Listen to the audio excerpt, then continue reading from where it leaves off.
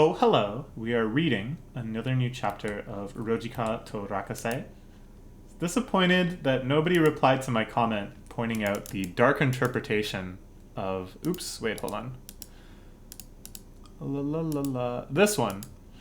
Nobody replied to my comment pointing out the potential dark implication of the previous chapter, but whatever, they can live in blissful ignorance. I am sure I will find the hidden tragedy of this one, too. Or maybe it will just be an overt, very explicit tragedy. Here we have the mystery of the snowy mountain, some shoddy drawings that look like they're drawn by Rakkasei. We saw her artwork before. This is Matsuda-san. He's gone missing. Okay, the tragedy has begun already. I think it's pretty interesting that oftentimes I refer to this as like a village type series. Where you have kind of a confined social and geographical space. You have like this lovable cast of quirky characters, all of whom has some sort of routine, some livelihood within the village. And it's just kind of about the interactions with like lots of chapters dedicated to one villager at a time, blah, blah, blah. It has that sort of structure. It's not the first one in the world that it's like, oh, but things are actually like dark and creepy.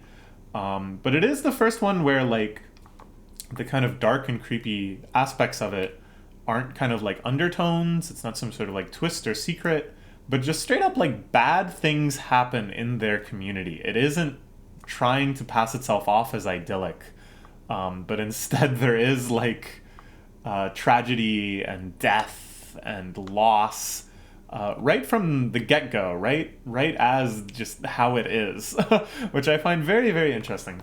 So he went to the snowy mountains across the river, but has yet to return. This is Isaac telling them the ones where yokai are said to appear. So I question Isaac going to them instead of, pretty much anyone else. Of course, what's his face? Oh, Smiley Man. I can't think of his name. Ought to be their first pick, I think. As someone competent who can handle this. But going for Rojica and Rakkasei seems like the absolute worst choice. It's terrifying. What if we're next to never return? Cute face, cute face. We'll definitely come back alive. Good faces. Good faces in general. Just a good face series. Can't go with you either. Doesn't want to go, but doesn't want Rekka to be alone either. Okay. Again, just ask for more help. Oh, cute. She has a little Viking helmet. Or a historically inaccurate Viking helmet. And a katana? She's just mismashing all of the ancient human cultures. Isn't this exciting? Matsuda-san came here to fish. Seems like he enjoyed it a lot. Let's start by finding a river. I don't know if it's just the fact that this panel has a totally black background, or the Looney Tunes-esque outcropping that she's running up, but I foresee danger. Yep, that's what I thought would happen. Okay, Rakkasei is fine. I'm surprised they didn't even do a page turn fake out. This series is the type that would let you, for the rest of the page, think that maybe Rakkasei had seriously hurt herself. But no, that was fine. Ooh! Is this the yokai? She has kind of Kitsune vibes, Yuki Onna vibes. I think maybe this will be a twist where, like, oh, in the end, that was the dreaded yokai, that helpful, kind person you met. She must have cushioned your landing. Rojica runs up. My name is Fukyo. And you are... Okay. It's my home. I live here on my own. So I cannot stand water climbs while the temperatures around here stay below freezing. That is why I not dare leave this place. Cool character design. Very, like, simple, very iconic, but with just enough unique twists to really make it the series' own. I don't know. I love stuff like that. I love the consistency of things like Kitsune and Kappa showing up in manga and just seeing each mangaka's take on how these iconic species behave and look in their particular world. It's just lovely. If you have some time to spare, would you like to play with me? Yeah, this is big Yuki Ono vibes.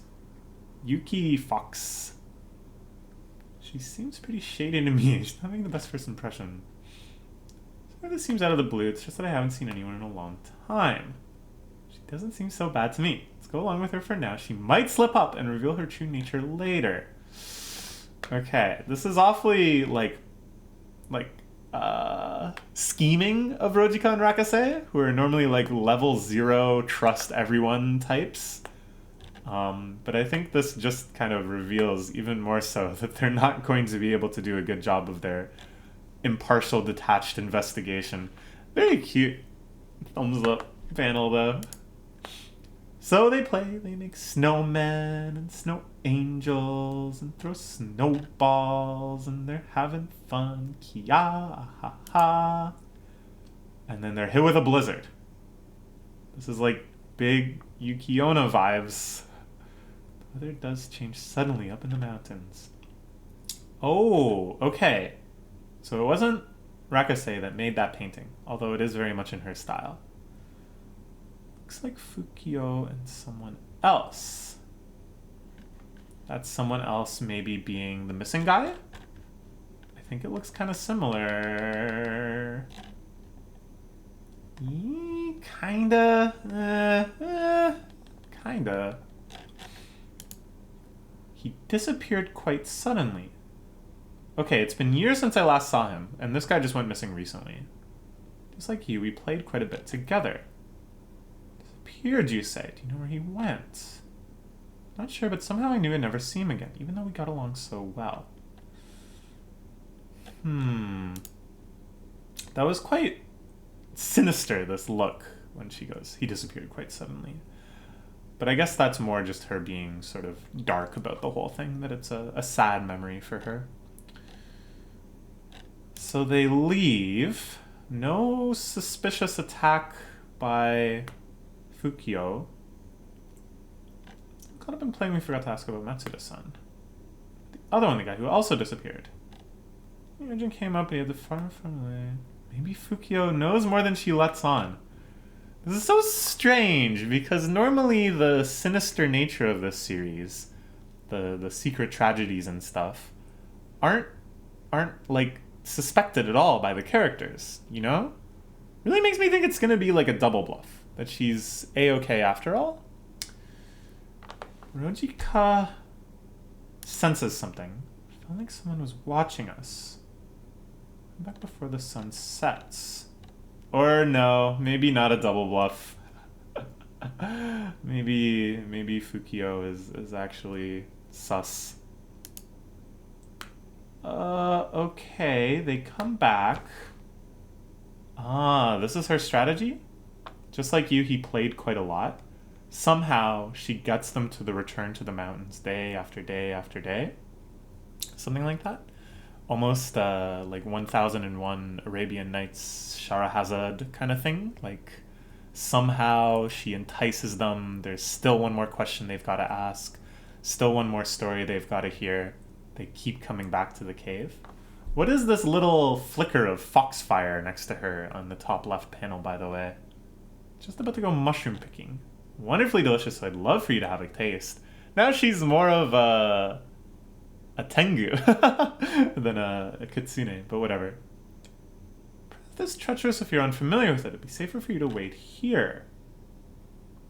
Don't think Fukio's a yokai. Okay, so they're like acknowledging all of these possibilities. The things that are normally the twist are just being explicitly discussed. How many levels of fake out are we in for? I feel sorry for doubting her. Man, Rakkasei is so suspicious. Yeah. Okay. Yeah. That's the guy. You can tell by the horns. That's the guy. Alright. It was a single bluff. A single fake out. She acted nice, and they knew, and she indeed was acting nice. I suddenly had a flash of a thought of a big Zizek concept about like what is it? Like, why are you acting like you're having fun when you're really having fun? Why are you acting like you're lying when you're really lying? It's really hard to explain. This is just like the sort of catchphrase or motto of a gigantic philosophical idea about social relations and stuff. But yeah, it's like, why are you acting suspicious when you're actually suspicious, right? Like, this is kind of the situation we're in here. I'll have to reread that section because I can't articulate it very well right now. Leftovers from a fishy dinner, perhaps? Yeah, that's Matsuda-san. And back here, the other person. Nope, his fishing rod. Yup. These things. What are these things? This series' relationship with its own darkness is so weird that sometimes the most comedic moments and the darkest moments like coincide. But then other times there's moments that are just like unabashedly bleak and brutal without any sort of humorous reprieve. It's a weird one. This is a series made by a maniac. Just look at that. Like, look at the comedic timing of this. The faces, the setups, the gag kind of energy. And then think about the plot that it's conveying. That right now they're being seduced and fattened up to be eaten. Like, why are these things coinciding? It'd be ridiculous. Look at how many there are. Again, I'm so surprised that, like, you would think the secret kind of like fridge twist, to use the chibi tropes term, that when you're going to the fridge later, suddenly it hits you. Those could have been gravestones. But it's like, it's right there that Rakkasei just straight up suggests it. Oh god, okay, she's back. Fukio is back. I'd appreciate it if you stop snooping around over there. Okay. I wouldn't eat those. I wouldn't eat those mushrooms. Okay. Meat to it. It's fine, you should rest, Fukio. Oh, could it still be a double bluff? Because, like, she's letting them go. She's giving them so many chances to escape, even after they've already seen the gravestones and stuff.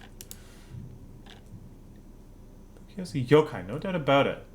This is our chance. We can't let anyone else fall victim to her. Oh my god. Okay. What genre are we gonna go into here? She does have her samurai sword.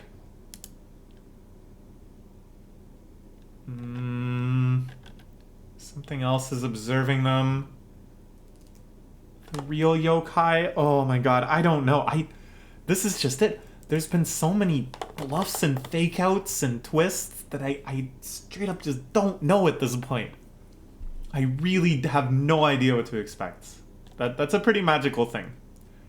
Usually I think I have some sense. Usually I think I have a pretty good predictive sense when it comes to storytelling, but this series, just all of that logic goes out the window. Okay, they're approaching again. These silhouettes. It's a bit chilly. Here's your water. The temperature drops even further for the sun to come by. Doubt the two of you would survive such conditions. You've just arrived in these mountains, but I hope you'll enjoy yourselves for a bit longer. That's very sinister. That's like very... Like, how does Fukio not realize that they're being extremely sinister? I mean, she'll get rid of us before it gets colder. We have to strike now. Rakkasei has her sword at the ready. Fetch some fish from the pantry. Kind of hard to attack, though. She's being so hospitable. Think about Matsuda-san. We have no choice but to do this. Oh my god. I like, max despair is that they're wrong, and that the real yokai attacks right after, and they realize this is like the den of that yokai. That the yokai is responsible for the killings, and that Fukio is just honoring them with gravestones or something. That would be maximum despair, and that they have to run from the real yokai. It's way too strong. They've already killed Fukio. Oh, snap. Okay. Not maximum despair, I think. This is an amazing shot. Rojica's eyes pop out of their sockets. Another yokai. You've got to be kidding me. Chen. Kyo-chen.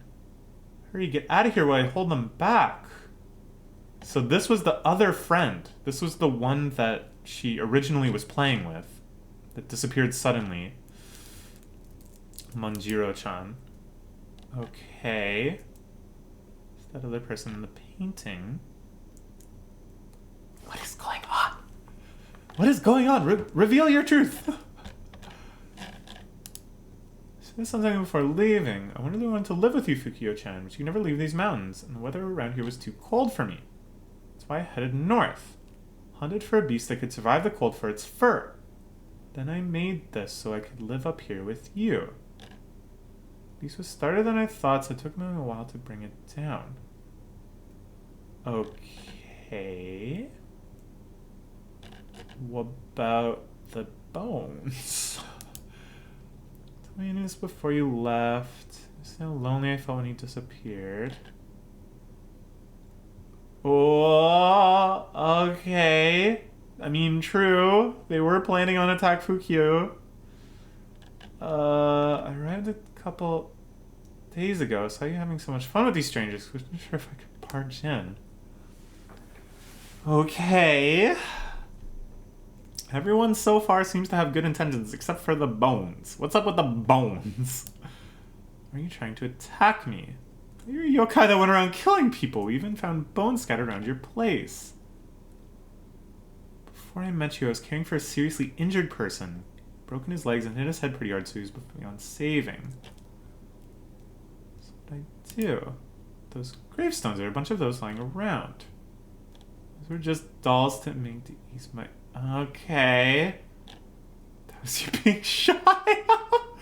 Okay, so it is the double fake out. Or are we just headed for the triple fake out? Because right now there's very low levels of despair.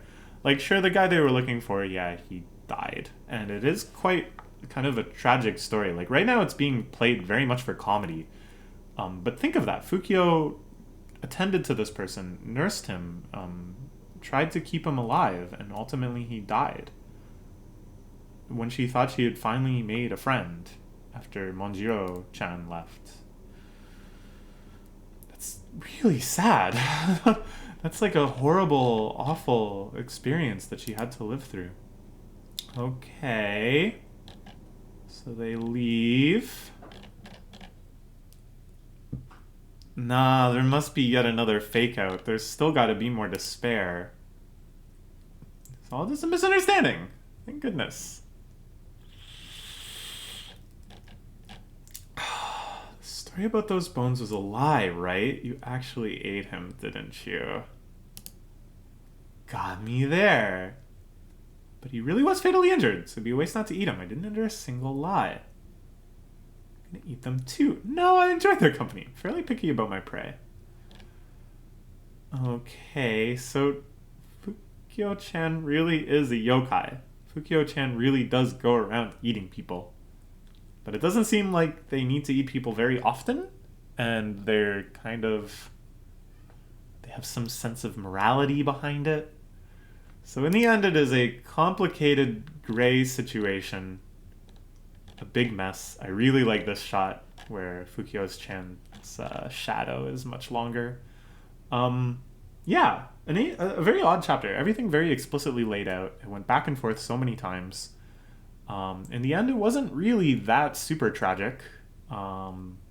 Just, again, gray. A very gray area chapter. Okay, that is all for now. Bye bye bye.